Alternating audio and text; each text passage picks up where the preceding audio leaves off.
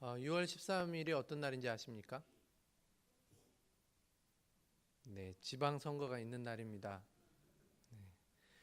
지방자치단체장을 뽑는 날이기도 하고요. 또 그러니까 이제 인천광역시 시장, 또 부평구청장 이런 분들을 이제 뽑는 날입니다. 그런 일이 있을 때마다 우리 교회에서는 항상 기도해야 된다라고 말씀을 드립니다. 그럼 왜 기도해야 될까요? 오늘 목사님 이상하시네. 자꾸 질문을 던지셔.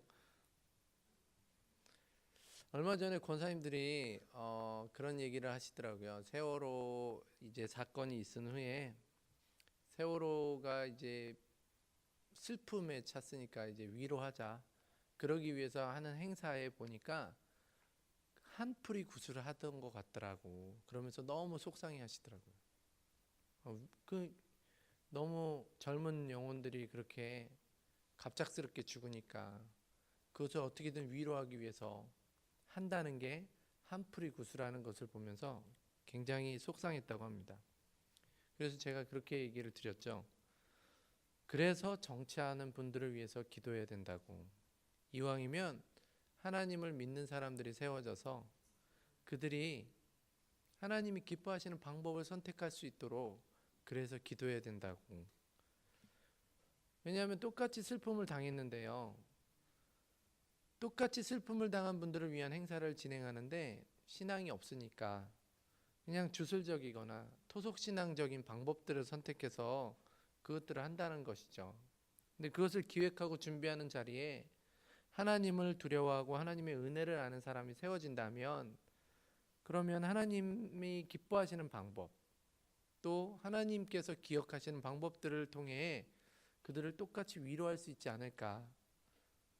그래서 저는 우리 주변을 위한 일꾼, 또 나라를 위한 일꾼, 교회나 가정을 위한, 또 학교나 직장을 위한 일꾼들을 뽑을 때마다 항상 하나님의 은혜를 맛본 사람들이 되기를 위해 기도해야 된다라고 생각합니다. 자, 오늘 본문은 왜 그렇게 해야 되는지에 대한 답을 주는 본문인데요. 오늘 본문은요, 디모데에게 사도 바울이 쓴 편지입니다. 목회서신이라고도 그러고요.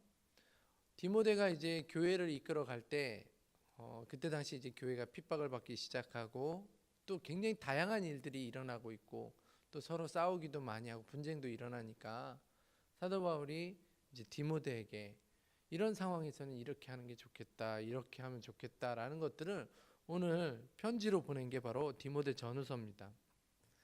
하나님의 방법이 무엇이고 하나님의 뜻에 맞는 사역이 무엇인지에 대해서 전해주고 있는데요. 오늘 이 말씀은 그때 당시 디모데뿐만 아니라 그리고 디모데의 가르침을 받았던 1차 수신자뿐만 아니라 오늘 이 저녁에 여기 앉아있는 여러분들에게도 동일하게 해당되는 하나님의 뜻을 알려주는 본문임을 기억하시기 바랍니다. 자, 오늘 본문에 보면요 2장인데요.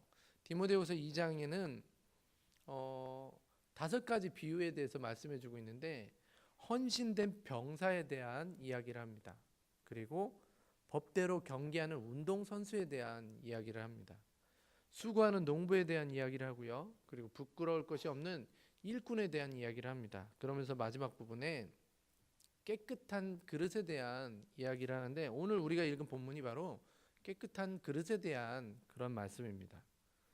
오늘 본문에 보니까요. 큰 집에 다양한 그릇이 있다라고 말씀합니다. 우리 20절 다 같이 한번 읽겠습니다. 시작. 큰 집에는 금그릇과 은그릇뿐 아니라 나무그릇과 질그릇도 있어 귀하게 쓰는 것도 있고 천하게 쓰는 것도 있나니 20절에 보니까 큰 집에 그릇들이 있다라는 거예요. 금그릇도 있고 은그릇도 있고 나무그릇도 있고 질그릇도 있다라는 것이죠. 그리고 그게 귀하게도 사용될 때가 있고 천하게도 사용될 때가 있다. 여러분 어느 집이든요 그 그릇을 놓아놓는 수납장이 있습니다. 뭐 싱크대에 놓든지 옛날에 뭐 차단스라고 그러죠. 그렇게 그릇을 수납하는 수납장인데 그 수납장에 그릇이 종류별로 있어요. 저희 집도 손님들이 오면 대접하려고 뭐 큰 접시부터 시작해서 또 이렇게 뭐 닭 같은 것들을 이렇게 삶아서 놓을 때는 국물하고 같이 놔야 되니까 깊은 그릇도 있고 뭐 여러 다양한 그릇들이 있는데요. 그런 거와 마찬가지로 오늘 큰 집은 지금 오늘 우리의 교회를 상징하고 있는데, 교회에는 그릇처럼 수많은 사람, 다양한 사람들이 있다라는 것이죠. 생긴 것도 다르고요, 성격도 다르고, 그리고 신앙도 다르고, 좋아하는 기호도 다릅니다. 어떤 분은 짠 것을 그렇게 좋아하는데 어떤 분은 싱거운 걸 좋아하세요. 그래서 막 이번에 나온 국수가 다시가 왜 이렇게 짜냐고. 그럼 옆에 있는 분이 나는 딱 맞구만 무슨 소리 하냐고. 이런 경우들이 생길 수 있다라는 것이죠.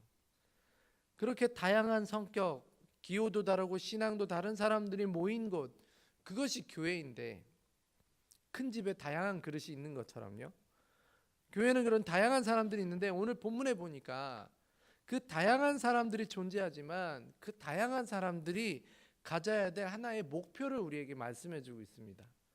그것은 주인에게 귀하게 쓰임 받아야 된다는 것.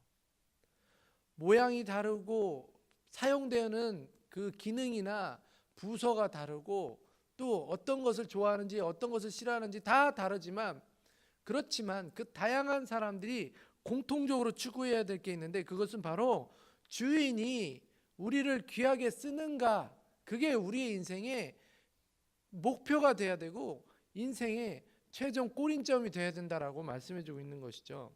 그러니까 오늘 본문은요, 다시 한번 말하면 하나님께서 사람을 통해서 일하시게 될 때 하나님께서 그 사람, 어떤 사람을 쓰시는가, 그 사람을 어떤 사람을 사용하시는가에 대한 기준이나 방법들을 제시하고 있다라고 말씀해 주고 있는 것이죠.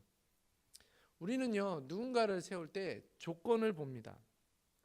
이 사람이 이런 것을 가지고 있는가, 또 이런 일들을 잘하는가.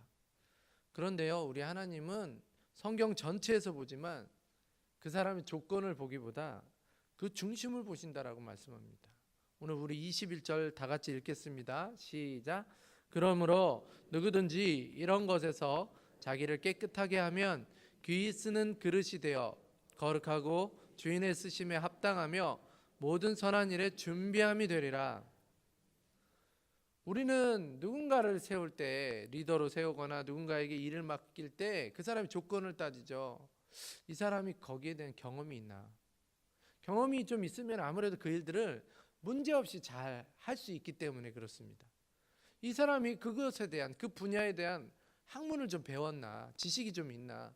왜냐하면 선지식이 좀 있으면 그 일들을 당하게 됐을 때 그것들을 어떻게든 배워서라도 그 일들을 해나가고 쳐나가기 때문에 그렇습니다. 아니면 주변에 그런 일을 부탁할 만한 인맥을 가지고 있는가.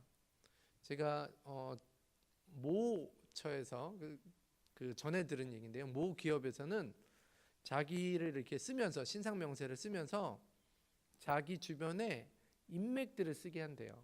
그래서 만약에 우리 회사에 이런 문제가 생겼을 때 뭐 무슨 잡지사의 편집장, 그러면 이제 그분들을 이제 동원해 가지고, 야 너네 외삼촌한테 빨리 연락해봐, 뭐 이렇게 해서 그 문제들을 해결하기 위해서 인맥들까지 쓰게 한다는 거죠. 우리들은, 세상은 사람을 세울 때 그 사람의 조건을 따진다는 겁니다. 마치 금그릇이냐 은그릇이냐, 귀하게 사용할 수 있냐 천하게 사용할 수 있냐, 그런 것들을 따진다는 것이죠. 그런데 오늘 우리 하나님은요, 주인에게 쓰심에 합당한 사람, 그 사람에 대해서 우리에게 뭐라고 말씀해 주시냐면 깨끗하게 하는 사람, 자기를 깨끗하게 하는 사람이다라고 말씀해 주고 있습니다. 이게 사무엘이 다윗을 세울 때 우리에게 말씀해 준 부분하고 일맥상통하는 부분입니다. 다윗을 이렇게 세울 때요, 7명의 형들이 다 왔을 때 하나님이 사무엘을 자꾸 이 사람 아니다, 이 사람 아니다, 자꾸 다음 사람을 지목하게 만들죠. 그리고 나서도 마지막 막내인 다윗이 없는 상태니까 혹시 이 집에 아들이 더 있냐고 해서 다윗을 불러오게 합니다. 그때 사무엘에게 하나님께서 이런 말씀을 하시죠. 사람은 외모를 보거니와 여호와는 중심을 보느니라. 여러분, 우리 하나님은요, 그 사람의 중심을 보는 분이십니다. 오늘 우리 하나님은, 우리 하나님께서 우리를 사용하실 때 우리를 무엇으로 판단하냐면 우리의 중심이 정말 깨끗한가 아닌가 하는 것을 보신다라는 것이죠. 하나님께서 사람의 중심을 보시는데 깨끗한 사람을 찾는다라는 거예요. 자, 그러면 어떤 사람이 깨끗한 사람이냐는 거예요. 그랬더니 어떤 분은요, 우리가 죄로 오염되어 있으니까 날마다 회개를 통해서 깨끗하게 유지하는 사람, 날마다 우리의 더러움을 하나님 앞에 간구해서 깨끗해지는 사람, 이런 사람들이 마음이 깨끗한 사람 아닙니까? 라고 말씀하기도 합니다. 네, 맞습니다.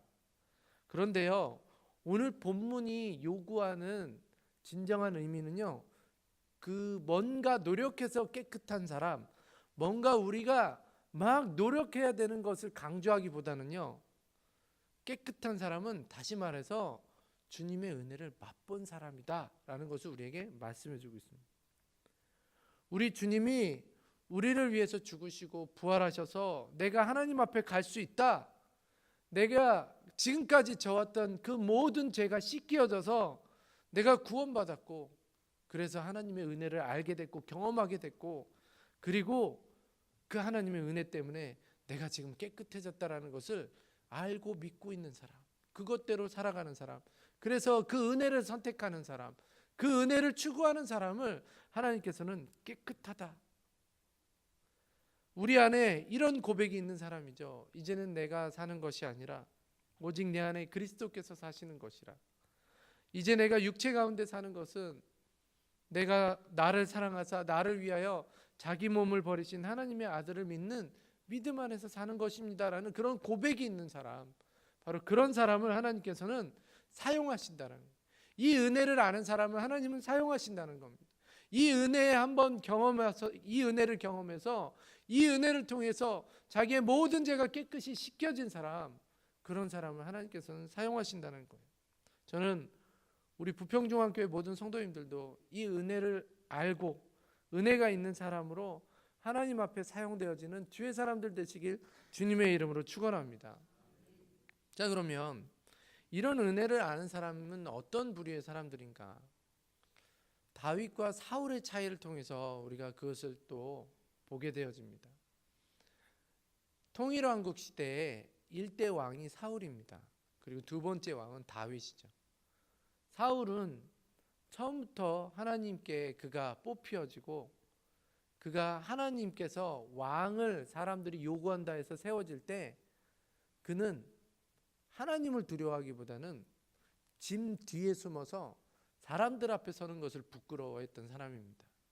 그러다가 다윗이 골리앗과 싸움에서 이기고 돌아올 때 많은 여인들의 노랫소리를 들으면서 다윗은 만만이다, 자기는 천천히인데, 이 얘기에 그의 인생을 송두리째 다윗을 잡고 다윗을 어떻게 하면 해결해야 되겠다, 내 인생 가운데 다윗을 없애야 되겠다라는 마음으로 살아왔던 인생이 사울입니다. 그 중심에는 은혜가 없었어요. 그 중심에는 하나님을 향한 마음이 없었습니다. 하나님께서 내 인생 선택해 주시고 하나님께서 내 인생 이끌어 주셔서 내가 이렇게 삽니다라는 고백이 없었던 거죠. 그래서 그는 하나님 앞에서 두 번의 큰 실수를 합니다. 한 번은 블레셋과의 전투를 앞두고 있는데 사무엘 선지자가 안 오는 거죠. 전쟁을 앞두고 기도하고 예배하고 하나님 앞에서 뭔가 이렇게 응답을 듣고 나아가야 되는데 그런 일이 없는 거예요. 근데 솔직히 말하면 사울에게는요, 그 제사를 기다렸던 것도 어떻게 보면 형식적인 거였다라는 거죠. 하나님이 그 중심에 있었다면 그는 끝까지 이게 하나님의 뜻이겠구나 하면서 기다려야 됐던 겁니다. 그런데요, 그는 제사를 드리는 것이 하나의 형식이었어요. 빨리 해버리고 빨리 해쳐버리고 지금 전쟁이 나가야 되는데 선지자가 안 오는 거예요. 제사장이 안 오는 겁니다. 급기야는 그래서 자기가 그 일을 해버리는 거죠. 그래서 하나님께서는 그 사울 왕을 이제 다른 사람으로 대처해야 되겠다는 생각을 가지시게 됩니다. 두 번째 하나님 앞에 실수한 것은 아말렉과의 전쟁이었습니다. 분명히 아말렉과의 전쟁을 선포하실 때 하나님께서는 회렘이라고 그래서 아말렉과 싸우면 그 싸워서 이기게 됐을 때 모든 사람을 진멸하고 다 죽이고, 그리고 모든 물건과 동물들을 다 불로 태우라고 되어 있습니다. 왜냐하면 광야 생활할 때, 40년 광야 생활할 때 이 아말렉 사람들이 뒤에서 후미에 있던 사람들을 공격하면서 전쟁이 시작됐기 때문에 그런데요.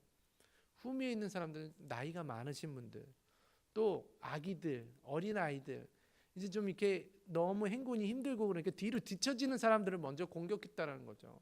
하나님은 그것 때문에 아말렉과의 싸움은 절대로 이겨야 되고, 이긴 다음에는 그 사람들을 다 진멸하라고 명령을 한 상태입니다. 그런데 사울은요, 하나님의 말씀을 우습게 여겼습니다.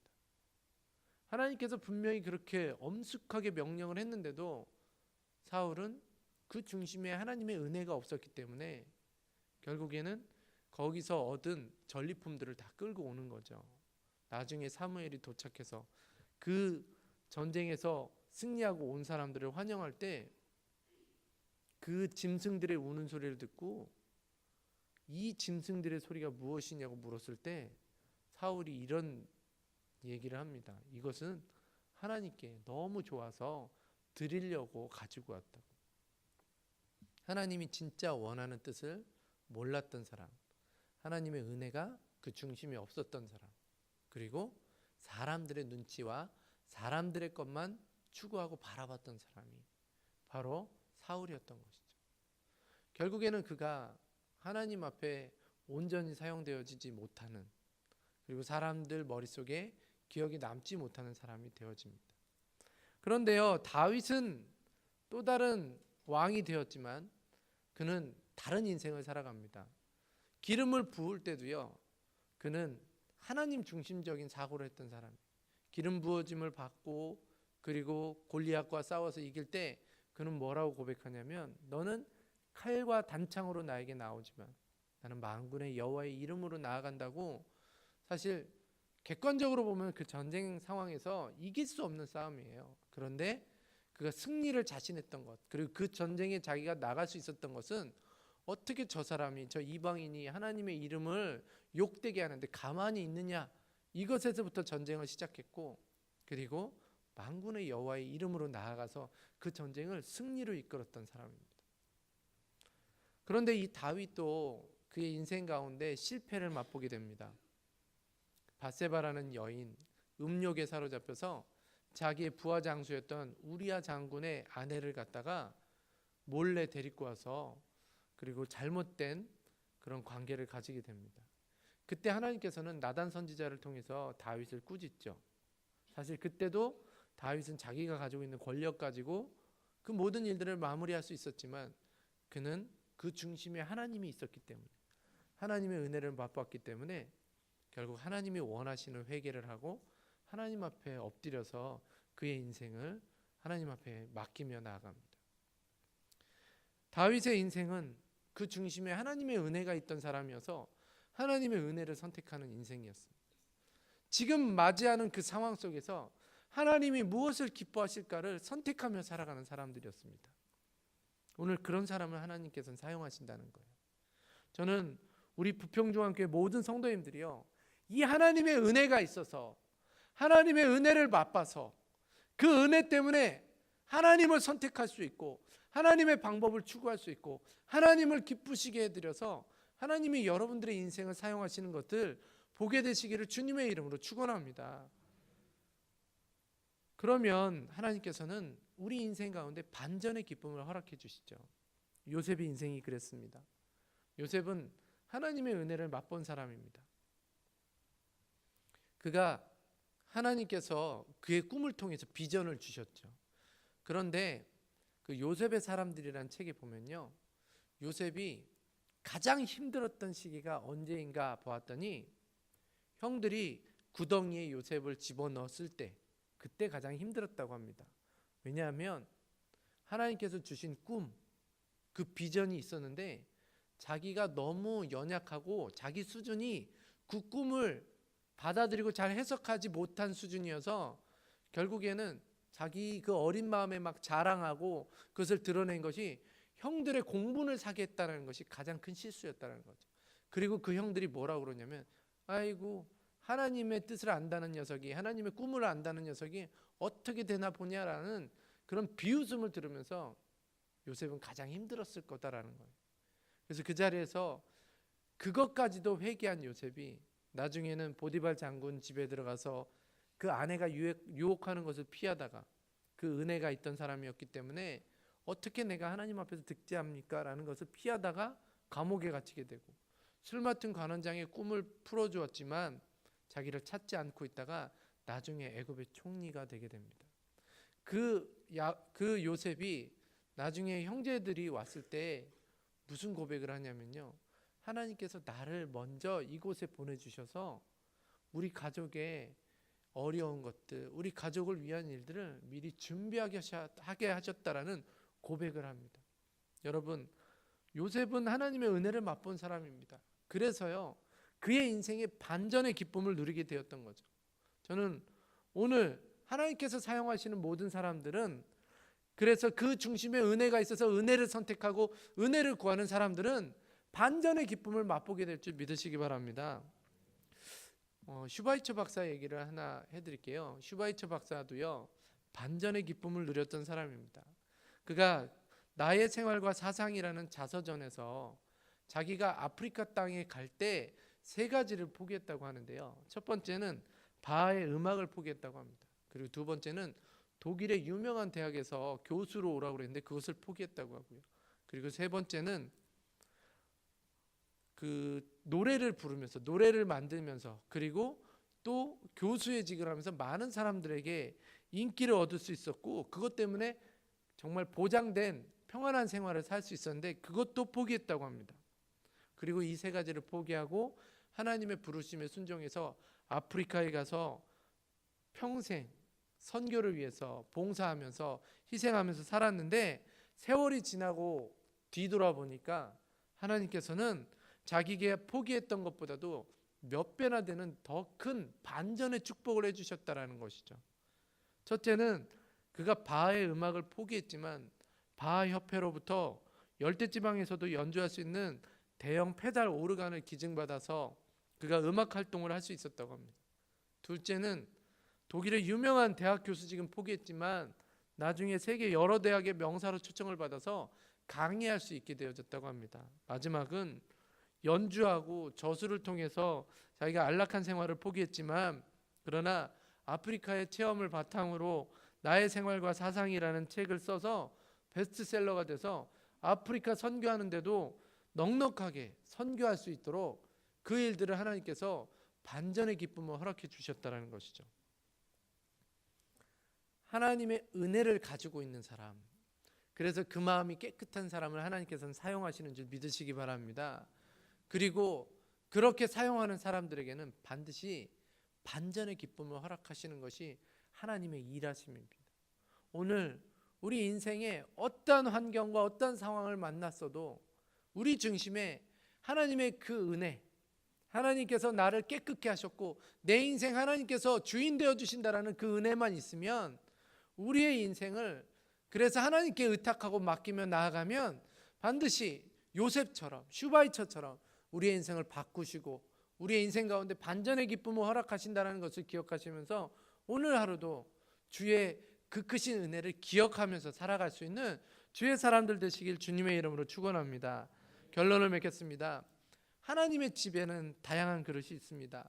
하나님이 보실 때 인간은 모두가 그릇 같은 존재죠. 어떤 사람은 깊은 그릇, 어떤 사람은 금그릇, 은그릇, 나무 그릇. 우리가 봤을 때는 이 사람이 더 귀한 것 같고 우리가 봤을 때는 저 사람이 더 중요한 것 같지만, 그러나 하나님께서는 그 모든 것보다도 더 중요한 것은 그 중심에 하나님의 은혜가 있느냐, 그래서 그가 깨끗한가를 돌아보신다는 것을 기억하시기 바랍니다. 그래서 우리는 누구를 세우고 누구를 뽑고 또 내가 주의 일을 감당할 때마다 내 안에 그 은혜 때문에 살아가고 있는지, 내 안에 그 하나님의 은혜가 있는지를 돌아보셔서 하나님께서 허락하시는 삶을 살아가게 되시길 주님의 이름으로 축원합니다. 또한 우리가 그렇게 은혜를 구하며 은혜대로 살아갈 때 하나님께서는 우리의 인생 가운데 반전의 기쁨을 허락해 주시는 것을 기억하면서 오늘 우리 삶의 현장 가운데 구원받은 자로, 깨끗한 자로, 하나님의 은혜를 체험한 자로 살아서 하나님께 모든 것을 맡기며 살아서 요셉처럼, 다윗처럼, 슈바이처처럼 오늘 우리 인생 가운데 베푸시는 반전의 기쁨을 하나님께 찬양하며 감사하며 살아갈 수 있는 우리 부평중앙교회 성도님들이 되시길 주님의 이름으로 축원합니다. 끝으로요, 이제 선거가 얼마 남지 않았습니다. 우리 인생의 구체적인 면에서 하나님의 은혜를 맛본 사람들이 세워지기를 기도할 수 있고, 그래서 하나님께서 일하는 것을 볼 수 있는 우리 부평중앙교회 성도님들이 되시길 주님의 이름으로 축원합니다.